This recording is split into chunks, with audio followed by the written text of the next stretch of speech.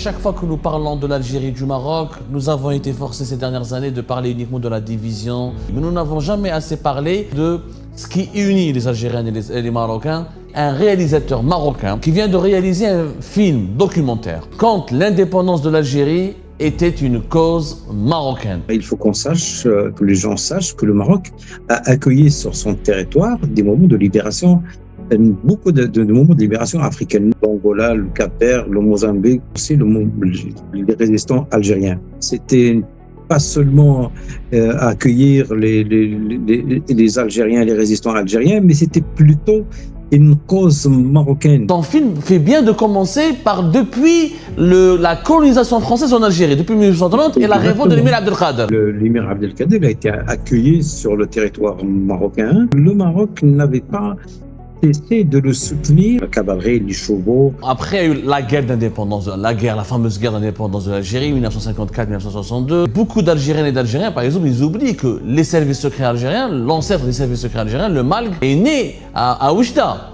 est né sur le territoire marocain. Mohamed El Khamis, il s'est complètement impliqué. La monarchie marocaine s'est impliquée.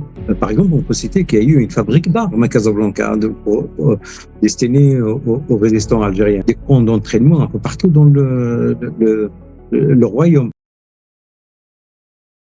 À chaque fois que nous parlons de l'Algérie et du Maroc, nous avons été forcés ces dernières années de parler uniquement de la division, de l'animosité, de la rivalité, de l'adversité, des attaques des uns, des ripostes des autres, des complots des uns, des explications et des réactions excessives des autres. On a toujours parlé que du conflit algéro-marocain. On a toujours parlé que tout ce qui divise les Algériens des Marocains ou tout ce qui divise entre les deux pays. Mais nous n'avons jamais assez parlé, pratiquement nous n'avons jamais parlé, ni nous des autres plateaux d'ailleurs, n'ont parlé de ce qui unit les Algériens et les Marocains, cette histoire commune et notamment ce combat commun contre la colonisation et cette histoire très peu enseignée et entièrement méconnue, je dirais presque entièrement méconnue, malgré les travaux de beaucoup d'historiens brillants mais qui malheureusement ne sont pas suffisamment lus ou diffusés ou bien édités dans les deux pays respectifs, l'Algérie et le Maroc. Les deux pays étaient unis de façon exceptionnelle durant plusieurs séquences de l'histoire lorsque le Maghreb était en proie aux attaques, aux assauts de la colonisation française, de la colonisation espagnole. Pour parler de ce sujet, j'ai invité un réalisateur marocain qui vient de réaliser un film documentaire dont le titre est à lui seul un message d'espoir et une vérité longtemps dissimulée et cachée. Quand l'indépendance de l'Algérie était une cause marocaine, ou l'indépendance de l'Algérie est une cause marocaine. C'est M. Hassan El-Bouharouti. M. Hassan, est-ce que vous me recevez? Oui, je vous reçois 10 sur 10. C'est un plaisir en fait de pouvoir débattre avec toi, Si Abdou, à partir de ce sujet. Mais effectivement, on a toujours parlé de ce qui nous divise, mais on n'a jamais parlé de ce qui nous unit. Il nous a unifiés et unis depuis, je dirais, depuis les 1800 dans les années, je dirais depuis que le Maghreb a été déchiqueté et colonisé et divisé. Oui, c'est effectivement. Donc, mon objectif, c'est justement de faire montrer cette période de l'histoire et d'en parler. Voilà. Et je suis convaincu que, mon film, c'est un message de paix, de tolérance. Voilà, le Maroc et l'Algérie, deux pays frères, deux pays. Pour moi, il n'y a pas de pays, c'est un seul peuple. Hein, donc, c'est ça. Je suis convaincu de ce que je dis. Hein. Je signe bien un seul peuple hein, qui a été divisé par le colonialisme. Voilà. On est unis par la géographie, par l'histoire, par le sang. Hassan, alors voilà.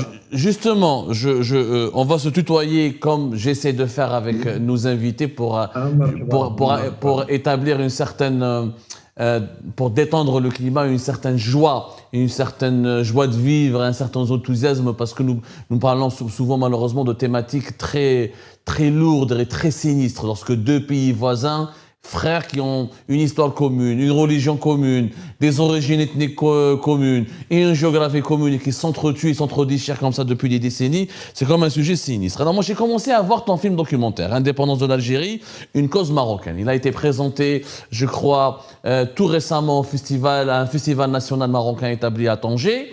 Est-ce que tu peux d'abord tu es réalisateur et journaliste, c'est pas la première fois que tu fais des films. Comment tu as eu l'idée maintenant? Est-ce que tu as choisi le contexte pour rappeler cette histoire qui unit les deux pays? C'est un choix délibéré de le faire maintenant au moment où les deux pays sont au bord d'une guerre diplomatique, psychologique, une guerre froide, une guerre d'information, de désinformation, avec la rupture des relations diplomatiques entre les deux pays depuis août 2021. Les deux pays ne se sont jamais aussi malheureusement bien tourné le dos que maintenant. Est-ce que le choix de ce contexte est délibéré de ta part? Je peux dire oui, oui, parce que je dirais ce qui se passe actuellement, c'était peut-être un catalyseur qui m'a permis en fait d'aller. En fait, l'idée de réaliser ce documentaire vient après la réalisation d'un autre documentaire en 2022 sur le Maroc et les mouvements de libération en Afrique. Donc ça, il faut qu'on sache, que les gens sachent que le Maroc a accueilli sur son territoire des mouvements de libération, beaucoup de mouvements de libération africaine, notamment dans la région de l'Est et aussi partout au Maroc, l'Angola, le Cap-Vert, le Mozambique et l'ANC, et paradoxalement, non, je dirais, et aussi les résistants algériens. Et quand j'ai commencé à réaliser ce documentaire, je commençais à m'y intéresser à ce que s'est passé avec l'Algérie. Et je ne voulais pas justement mettre 1 minute ou 2 minutes de ce qui s'est passé avec l'Algérie, parce que l'Algérie, c'était un cas spécifique par rapport au Maroc. C'était pas seulement accueillir les Algériens, les résistants algériens, mais c'était plutôt une cause marocaine. Donc, c'était vraiment libérer, faire de ça une cause. Voilà, donc c'est ça qui m'a poussé, en fait. Je dis, il faut que je fasse un documentaire spécialement sur comment le Maroc a soutenu et comment les Algériens aussi ont soutenu le Maroc lors de l'exil du feu Mohamed V. Voilà, donc il y avait une symbiose, une cohésion, une unification. Il faut qu'on sache aussi qu'il y avait une armée de libération maghrébine, hein, donc, qui était dirigée par Abdelkrim El-Khattabi. Il y avait des Algériens, des Tunisiens, des Marocains. Donc, comment ils se sont unis face au colonialisme. Et cette partie de l'histoire que je voulais montrer aux générations montantes et à ceux qui prônent la division et la haine dans ce sens. Donc c'est ça en fait. Donc mon message est un message de paix et, voilà, et dire voilà pourquoi on l'a fait dans les années 50, il peut pas, et pourquoi on ne peut pas le faire maintenant. Voilà, on a tout à gagner en fait en s'unifiant, qu'en se divisant, quoi. Mais justement, Hassan, on peut toujours se poser la question à qui profite le crime. Voilà. Voilà. On reviendra sur le contexte d'aujourd'hui. On va essayer de comparer le passé avec le présent. Mais ton film commence bien, parce que quand on parle de la lutte pour l'indépendance, on réduit cette lutte pour l'indépendance aux années 60, aux années 50. Or, ton film fait bien de commencer par depuis la colonisation française en Algérie, depuis 1830 et la révolte de l'émir Abdelkader. Et comment le Maroc, voilà. Le film, ce qui m'a frappé, c'est qu'il commence par ça. Comment le Maroc a été défait militairement, a été menacé par la France. La France l'a obligé à cesser de soutenir l'émir Abdelkader. À l'époque, il y avait une véritable unité entre les Algériens, entre l'émir Abdelkader, la révolte algérienne symbolisée par l'émir Abdelkader, et le royaume du Maroc. Cet épisode-là, il est rarement enseigné. Pourquoi, selon toi? Alors que c'était vraiment une unité, on le voyait. L'émir Abdelkader s'appuyait sur le Maroc. Je pense qu'il y avait même des Marocains et des Algériens qui ont combattu ensemble pour l'émir Abdelkader.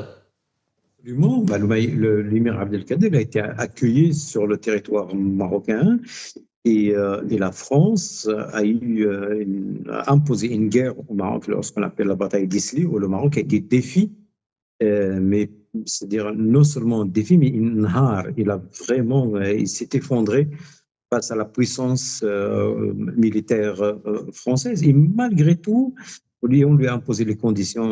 Donc, voilà. Et malgré tout ça, le Maroc n'avait pas cessé de le soutenir, et, que ce soit militairement. Et bon, à l'époque, le parti militaire, c'était la cavalerie, les chevaux.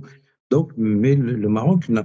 Parce que bon, le Maroc, c'était aussi à l'époque, bah, on parle des monarchies, on parle du sultan Moulay Abdelrahman, qui était un sultan pieux et qui ne voulait absolument pas qu'il y ait à sa frontière, entre guillemets, ce qu'on appelle les demi-crayons, yani le kofar. Donc, il voulait absolument qu'il y ait de soutenir. En fait, c'était un devoir pour lui en tant que musulman de soutenir l'émir Abdelkader. Voilà. Et qu'est-ce qui s'est passé après l'épisode de l'émir Abdelkader Hassan? Est-ce que les révoltes qui ont suivi l'époque de l'émir Abdelkader, est-ce qu'il y a eu une continuité de ce soutien, ou est-ce que le Maroc, défait par la France, a préféré prendre ses distances et dire voilà, je ne peux pas lutter, que les Algériens se débrouillent tout seuls? Voilà, j'essaie de simplifier, de schématiser un peu. C'est-à-dire qu'on dit toujours que celui qui gagne la guerre qui impose sa loi. Donc le Maroc, il a été défié, il a été défié, il a été vaincu. Donc on lui a imposé des conditions, cesser de soutenir l'émir Abdelkader, que les Français considéraient comme un rebelle. Et donc le Maroc n'avait d'autre choix je dirais, que d'accepter certaines conditions. Voilà, c'est ça ce qui s'est passé. Donc, le Maroc, contrairement à ce que disent certaines langues, le Maroc n'a pas l'Amir Abdelkrim, pardon, l'Amir Abdelkader al-Jazair. Au contraire, il a toujours soutenu, et je dirais même par après, on raconte aussi que l'émir Abdelkader par après s'est réfugié dans la partie est du Maroc avant d'être capturé par les Français, quoi. Ça, c'est ce qui se dit. Hein. Voilà. Hassan, il y a aussi. Maintenant, après, il y a eu la guerre d'indépendance, la fameuse guerre d'indépendance de l'Algérie, 1954-1962. Est-ce que l'installation des moudjahidines algériens sur le sol marocain, est-ce qu'elle a été acceptée rapidement? Beaucoup d'Algériennes et d'Algériens, par exemple, ils oublient que les services secrets algériens, l'ancêtre des services secrets algériens, le MALG, le ministère armé des liaisons, etc., le MALG, l'ancêtre, le MALG, est né à Oujda. Est né sur le territoire marocain. Oui, la naissance du MALG a été d'abord a eu lieu à Nador, à Nador, la région de Selouane. Hein. Et après, s'est installé au Maroc. Mais le Maroc s'est complètement impliqué dans le soutien aux résistants algériens.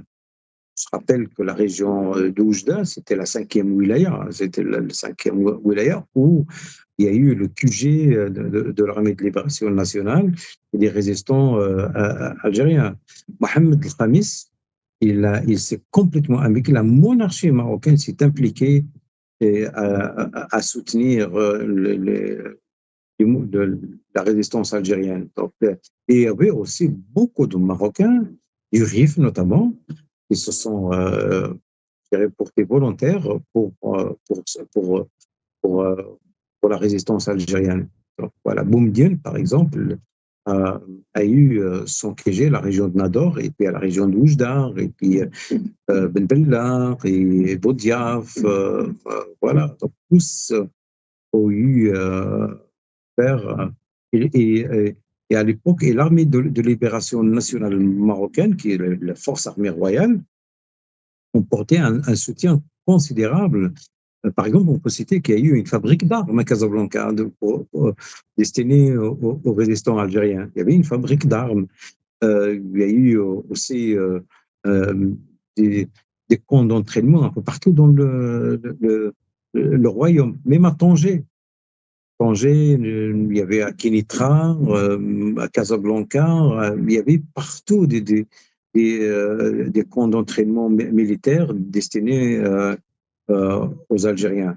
À un certain moment, à un certain moment, on commençait à se poser des questions. La monarchie marocaine, mais malgré tout, ils étaient certains qu'on on ne peut aller de l'avant que par une Algérie euh, libre et indépendante.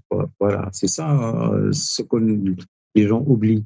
Donc pour nous, pour la monarchie marocaine, soutenir, le, soutenir les mouvements de résistance, le mouvement de résistance, يعني الثورة الجزائرية, la révolution, c'est un devoir. Non seulement un devoir, mais c'est un devoir national. Donc, c'est ça. Voilà, c'était un devoir.